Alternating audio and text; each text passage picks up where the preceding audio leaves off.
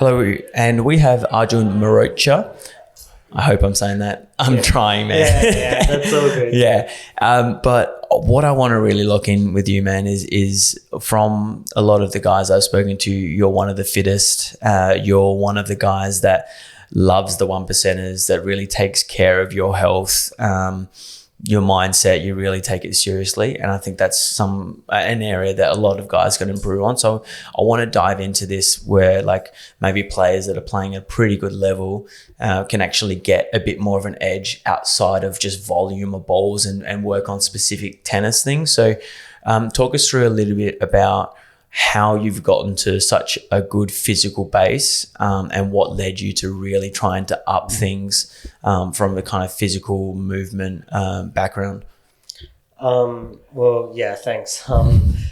Yeah, I mean, I guess like if you come into a match against me, you kind of know that it's going to you're kind of locked in for like the long run, because I hope that, I put in a lot, and kind of like your training has to reflect that as well, in terms of, you can't expect to last a long time if you don't put in a lot off court. Yeah, definitely when I was younger, I did a lot of like interval sprints, like running and things. Like after every session almost, I would do like, probably like in total about 30 to 40 minutes of like interval sprints, over the, like different types, but, or movement patterns and stuff. And that got me to a pretty high base level of fitness where I felt like pretty invincible, where like I wouldn't ever lose a match because of fitness. And, then the next stage was really like kind of upping the intensity, where I would kind of win matches through fitness, just through physicality and just being able to just work them down. Yeah. So that I did a lot of that when I was younger, but then as I got older, what sort of age do you reckon you did a lot of that work in? I definitely from like 14, 15 was when I really started doing a lot of fitness. Yeah. So now do you feel like it's very easy to get your base? Like because you put in a really, really solid stint, do you feel like now if you just put in a bit of work, it's there pretty much? For sure. I definitely feel that my base level of fitness is quite good. So if I have a little break, then to get back to that level is not too tough. But as I've gotten older, with a lot of injuries and stuff, just in general as well, with how much we train on court, I've tried to do a lot more stuff off my feet. So a lot of bike sessions, a lot of, like high stamina sessions through that, rather than trying to pound my body. Yeah, so not hitting the pavement and putting stress on the joints, but stuff that's going to actually still build that fitness without actually pounding. Exactly. And now I'm doing probably even less fitness, but as I've gotten older, but I've done like the work in the past where I can maintain or even still improve, because I put in a lot in my practices. So my practice sessions are really, really tough. And some of the stuff my coach puts me through, I still remember like we went through a little block period where he was like, okay, you're going to hit 100 balls, me in the corner to this corner. I'm going to move you around. And we did 1,000. So 10 sets, over the course of like 2 and a bit hours, so stuff like that, where my fitness is, I try and do a bit more on-court fitness now, but yeah. Makes sense. What about in terms of mobility, recovery? What about that side of the game?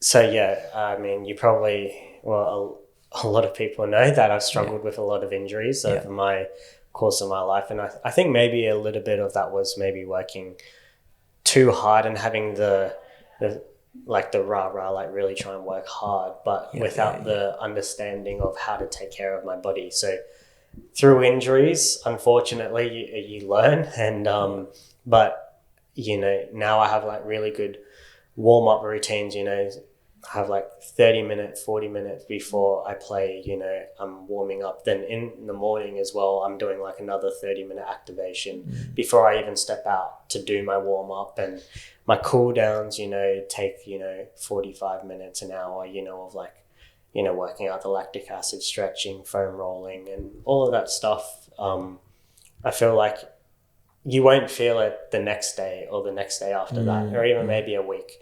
But it's a long year, like the tennis year. And so the build up over weeks and months, you start feeling it. And then you don't perform as well. Then maybe you get more injured, and all those things kind of, they really add up. Yeah, 100%. The consistency of that kind of work would show for sure. But like, I think that it just speaks to how professional you are and how juniors can learn from doing that. Is that part of what you try to instill in other kids? And just I guess the tennis scene is trying to really bring that level of professionalism. Yeah, I definitely think as juniors, like I was kind of always made fun of because I always like to put in a lot of work. And I do see like a few good juniors that I do train with, or a bit of the younger guys are actually getting a lot better at that. Like the what would you call it? Like the environment in Europe is, if you work hard, it's good. But like it's, Australia, we're a very laid back country. So, if you don't, like, you rock up and you look half asleep and then you come out and you're able to win, then, you're the man or whatever. But definitely as a junior, I always like to put in work, and I never felt that in place. But as you get older and you realize, you see a lot of the guys around, everyone is doing that stuff. And that's just to be the same as everyone else. That's not doing extra. If you just walk out in this tournament now, you'll see like 15 people on the mats, foam rolling, stretching before they're about to play. We've been seeing it all day out there. So, it's not anything different, but especially as a junior, if you get those good habits early, then I think it's a lot easier to carry them on, and it doesn't feel like a chore. 100%. What about food and just hydration strategies? Because I know that you're really into looking after yourself food-wise. What sort of stuff do you eat? What are kind of like non-negotiables for you, or things that you really try to avoid as much as you can? I really try and avoid, for sure, processed sugar.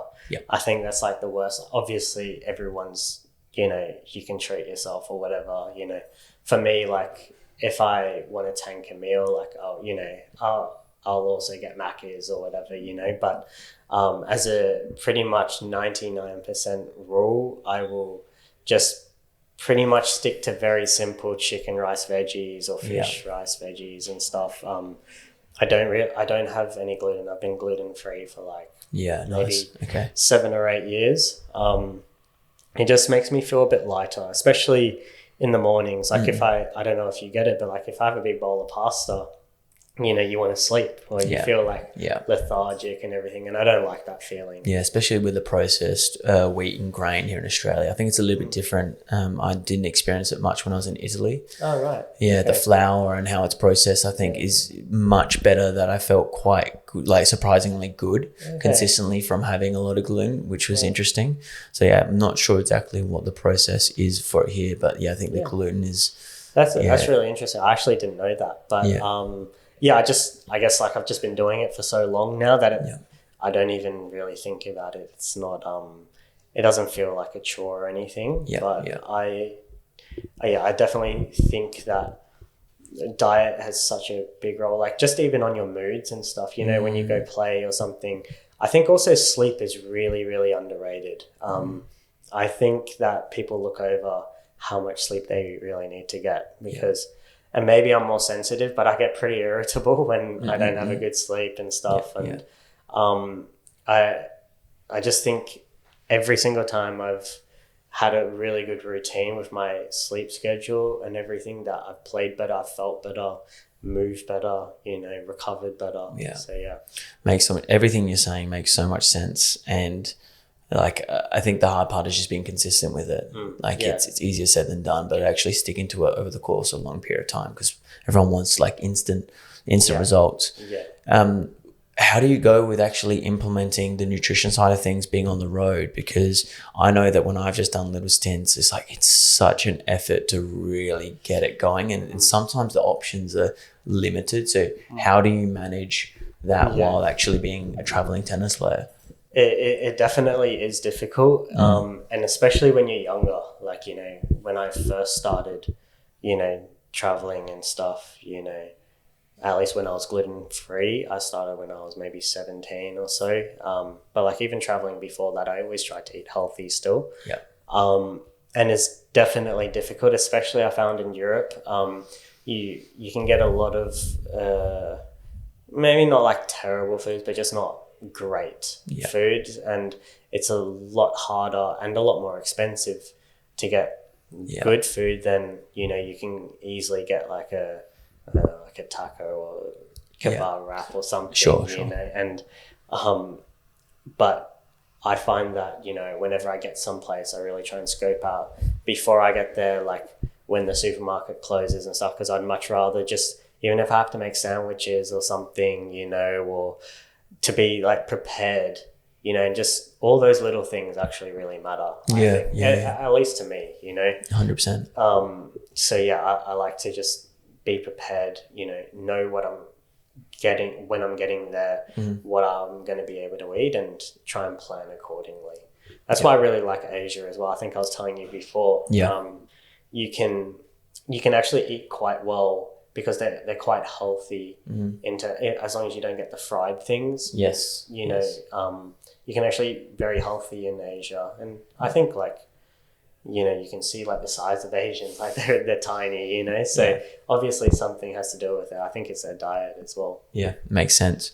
What about hydration? Because I know that there's a lot of different views on this, and it's classic. You go to the challenge tournament here and you've got your fridge full of Powerades, and I've never been a fan of the Powerade because of just the huge amount of sugar and the crashes you get from it. I've been a big advocate of coconut water. That's really felt like I've got the natural electrolytes without the big crashes while I'm playing. So is there anything you do or you would recommend in terms of hydration strategies without the crashes? I agree with you with Powerade. I don't drink Powerade really because I think, it's like a bit of lolly water, like you said, you know, can give you a bit of a spike and make you feel a bit good, but you know, you can come down off it pretty quickly. I also don't drink I don't drink coconut water during matches because it makes me just feel a bit heavy, but I do like it for afterwards. But yeah, during, I definitely I have like 2 bottles. I have one electrolyte bottle and one bottle that I put so I used to suffer with cramps like a lot, and a lot of it could have stemmed from nervous energy or anxiety during matches, like pressure moments and being a bit tense. But ever since I started putting salt in my water, I put like Himalayan pink salt. Nice. I have like I don't really cramp, and I think I must be quite a sweaty sweater, and I think some people like salty sweater. Salty.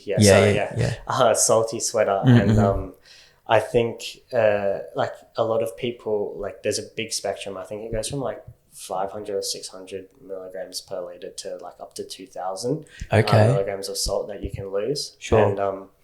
And it was actually funny because I was talking to my mate Lee, and he had been suffering with cramps for a little bit, and he actually went and got a sweat test to see how much salt he was losing during like a certain period, and he found out that he was quite a salty sweater. Interesting. And his salt tablets that he was taking were not even close to replenishing what he was losing. So now he's changed that, and you know, I don't know how it is, but I'm sure that it will probably get a lot better for him. So I'm a big, like, everyone's a little bit different, and it's a lot about playing around and finding out what works for you. But I think it's huge. You know, you're trying not to let it get below to the point, because by the time you're already, you know, depleted or you're feeling it, it's too late. 100%. You got to be like doing stuff in the lead up, you know, the night before, you know, the hours before the match. So 100%. Yeah, super interesting stuff. Anything on like pickle juice, for example? Or actually, personally, I've actually never had it because once I started using my salt, Yeah. I haven't cramped since. Yeah. So you just did not feel the need to kind of experiment. So I haven't actually used it at all, but I do know that a lot of people swear by it. That I think it's good once the cramps start. I think it's good to help stop them or to limit how severe they get. Yeah. But I don't think, well, I don't know, but I haven't, thankfully, like really cramped since I started doing that. So, but if I do and I get pickle juice, I'll let you know. Yeah, don't keep us posted. Thank you so much, man. I think this stuff here is something that so many players could do a lot better, and it's, I think, important to have the conversation around this side of it, because not just from a tennis point of view, but actually people looking after and taking charge of their health.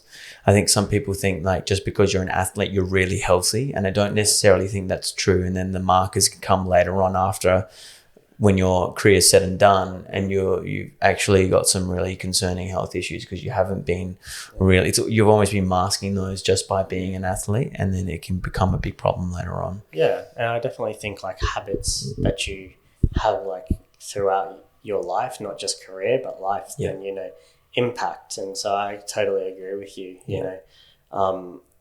I think that as athletes, you can get away with quite a bit. You can actually eat quite unhealthy and still look good. And so you can think that you're feeling good and everything. But yeah, like how many times have you seen athletes, like especially footy players, you know, like they blow up like a balloon after they stop because they just eat the same amount. Yeah. And yeah, it's just small stuff like that. So, nice, man. Appreciate it. Thanks for your insights. Sweet as.